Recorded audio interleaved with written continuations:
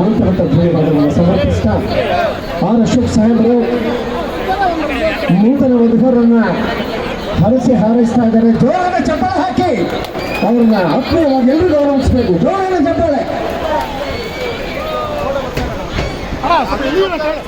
ಪ್ರಾರ್ಥನೆ ಮಾಡ್ತಾ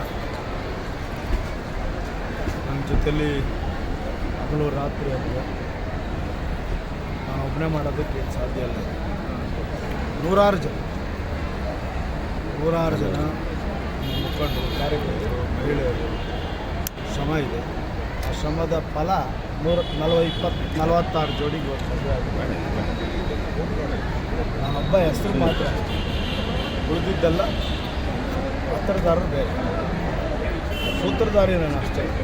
ಸಂಪೂರ್ಣ ರಾಮಾಯಣ ನಾಟಕ ಆಗಬೇಕಾದ್ರೆ ಕೊನೆಗೆ ನೀವೆಲ್ಲ ನಿಂತಿದ್ದೀರಲ್ಲ, ಈ ಥರ ಒಂದು ಟೀಮ್ ವರ್ಕ್ ಆಗಿ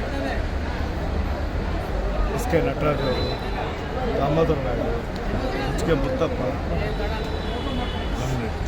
ಆರ್ ನಾರಾಯಣ ಸ್ವಾಮಿ, ಸಿ ಮುತ್ತಪ್ಪ, ಅಗ್ರಿಗೌಡರು, ಮಂಜಣ್ಣ, ನಮ್ಮ ಹೊಸಕೆರಳ್ಳಿ ಹನುಮಂತರಾಯ, ಕಾವೇರಿ ನಗರ ವೆಂಕಟೇಶ, ನಮ್ಮ ಸತೀಶ, ಯಡಿಯೂರು ಸತೀಶ, ಅನೇಕ ಜನ, ನಮ್ಮ ನವೀನ, ಈ ಥರ ನೂರಾರು ಜನದ ಶ್ರಮ ಇದೆ. ಶ್ರಮದ ಫಲ 46 ಜೋಡಿಗಾಗಿದೆ. ಅದರಲ್ಲಿ ವಿಶೇಷವಾಗಿ 5 ಜೋಡಿ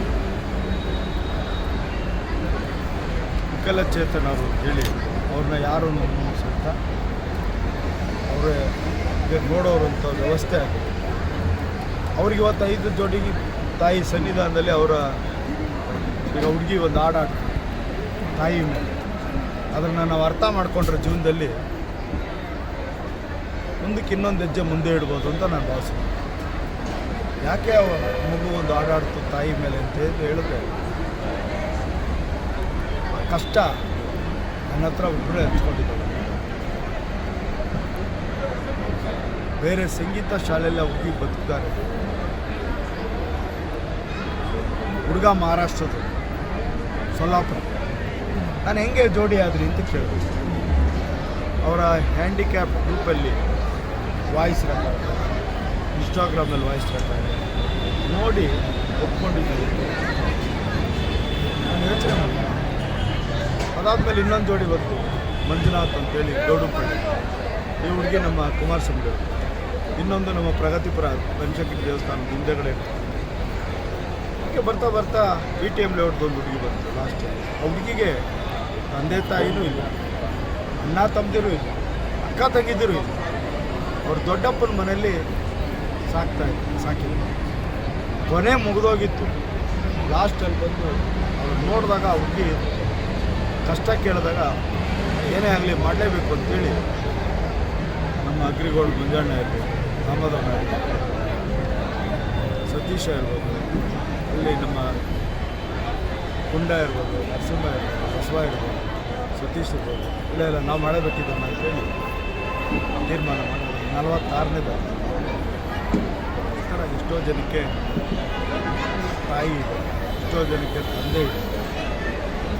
ಇಂಥ ಪರಿಸ್ಥಿತಿ ಇರ್ತಕ್ಕಂಥ ನವಜೋಡಿಗಳಿಗೆ ಇವತ್ತು ತಾಯಿ ಕೃಪೆ 46 ಜೋಡಿ 27ನೇ ವರ್ಷದಲ್ಲಿ ಯಶಸ್ವಿಯಾಗಿದೆ. ಇದರಲ್ಲಿ ಜಾತಿ, ಭೇದ, ಮತ ಯಾವುದು, ಪಕ್ಷ ಯಾವುದೇ ಲೆಕ್ಕಕ್ಕೂ ಇಲ್ಲ.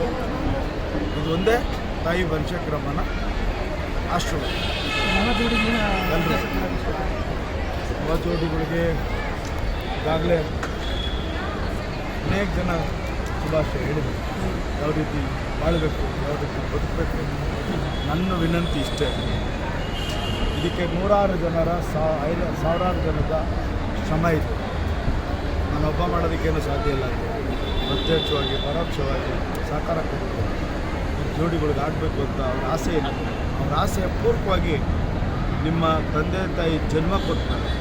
ಎಷ್ಟು ವರ್ಷ ಬದುಕಿರ್ತೀರ ಅಷ್ಟು ವರ್ಷ ನಿಮ್ಮಿಬ್ಬರ ಜೀವನ ದಾಂಪತ್ಯ ನಿರಂತರವಾಗಿ ನಗನಗ್ತಾ ಜೀವನ ಸಾಗಿಸ್ತಾರೆ. ನಗನಗ್ತಾ ಆಳ್ಬೇಕು.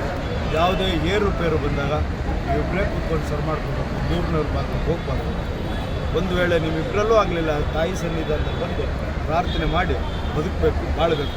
ಹಠ ಛಲ ಗುರಿ ಇಟ್ಕೊಂಡು ಈ ಒಂದು ಶ್ರಮಕ್ಕೆ ನೀವು ಪ್ರತಿಫಲ ಅಷ್ಟೇ ನಾವು ಕೇಳೋದು. ನೀವು 100 ವರ್ಷ ಬಾಳಬೇಕು, ಬದುಕಬೇಕು, ನಿಮ್ಮ ಕಾಲ ಮೇಲೆ ನೀವು ನಿಲ್ಲಬೇಕು ಅನ್ನೋದೇ ನಮ್ಮ ಒಂದು ಆಸೆ. ಜಗನ್ಮಾತೆ ಈ ತಾಯಿ ಬನಶಂಕರಿ ಅಮ್ಮನವರ ಸನ್ನಿಧಿಯಲ್ಲಿ ಬನಶಂಕರಿ ಸಾಮೂಹಿಕ ವಿವಾಹದ ಅಧ್ಯಕ್ಷರು ಸ್ನೇಹಿತರಾದಂಥ ಬಸವರಾಜ್ ಅವರ ನೇತೃತ್ವದಲ್ಲಿ 27 ವರ್ಷಗಳಿಂದ ನಿರಂತರವಾಗಿ ಈ ಒಂದು ಸಾಮೂಹಿಕ ವಿವಾಹವನ್ನು ನಡೆಸ್ಕೊಂಡು ಬರ್ತಾ ಇದ್ದಾರೆ. ನಾನು ಪ್ರತಿ ವರ್ಷ ಅಂತ ಕೂಡ ಈ ವರ್ಷ ಕೂಡ ಭಾಗವಹಿಸಿದ್ದೀನಿ. ಬಹುಶಃ 3 ಮನೆಯಲ್ಲಿ ಮದುವೆ ಅಂದರೆ ಕಷ್ಟ ಆಗುತ್ತೆ. ಅಂಥದ್ರಲ್ಲಿ ಇವತ್ತು 46 ಜೋಡಿಗಳು ಯಾವ ದಂಪತಿಗಳು ನೂತನ ಜೀವನಕ್ಕೆ ಪಾದಾರ್ಪಣೆ ಮಾಡುವಂಥ ಅವರಿಗೆ, ಅವರ ತಂಡದವರಿಗೆ, ಗೆಳೆಯರ ಬಳಗಕ್ಕೆ ಎಲ್ಲರೂ ಕೂಡ ಈ ಸಂದರ್ಭದಲ್ಲಿ ಭಗವಂತ